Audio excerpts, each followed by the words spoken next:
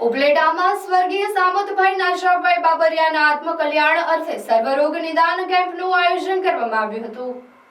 ઉપલેટા શહેરમાં છેલ્લા 30 વર્ષે વિવિધ સેવાકીય પ્રવૃત્તિ કરતી શ્રી માનવ સેવા ટ્રસ્ટ અન્ન ક્ષેત્ર દ્વારા જાહેર જનતાની સુખાકારી માટે દર મહિનાના 3જા રવિવારે મેડિકલ કેમ્પનું આયોજન કરવામાં આવે છે। તેના ભાગરૂપે સ્વર્ગીય સામતભાઈ નાશાભાઈ બાબરિયાના આત્મકલ્યાણ અર્થે સર્વરોગ નિદાન કેમ્પનું આયોજન કરવામાં આવ્યું હતું। આ કેમ્પનો સંપૂર્ણ ખર્ચ કેમ્પના પ્રેરણા સ્ત્રોત તથા શ્રી માનવ સેવા ટ્રસ્ટના ટ્રસ્ટીઓ ડોક્ટર અર્જુન બાબરિયા દ્વારા આપવામાં આવ્યો હતો। ડોક્ટર અર્જુન બાબરિયા ઉપલેટામાં સદભાવના મલ્ટી સ્પેશિયાલિસ્ટ હોસ્પિટલનું સંચાલન કરે છે। કેમ્પમાં 280 થી વધુ દર્દીઓએ વિવિધ વિભાગોમાં નિદાન અને તબીબી સેવાઓનો લાભ લીધો હતો।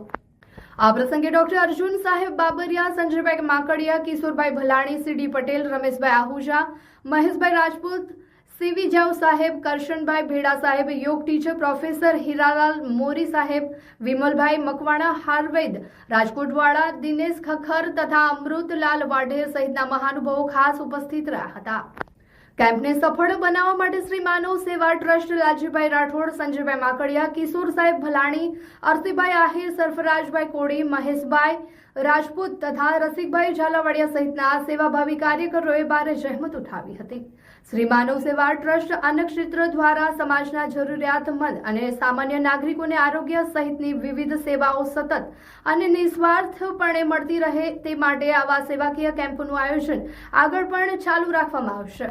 હું ધ્રુવ આયુર્વેદિક હોસ્પિટલમાં સિનિયર રેસિડેન્ટ મેડિકલ ઓફિસર તરીકે 4 વર્ષથી કાર્યરત છું।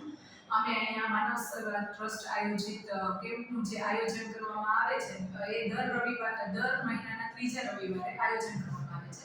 એમાં હું મારા ટીમ સાથે દર મહિનાના 3જા રવિવારે હું સેવા આપવા આવું છું।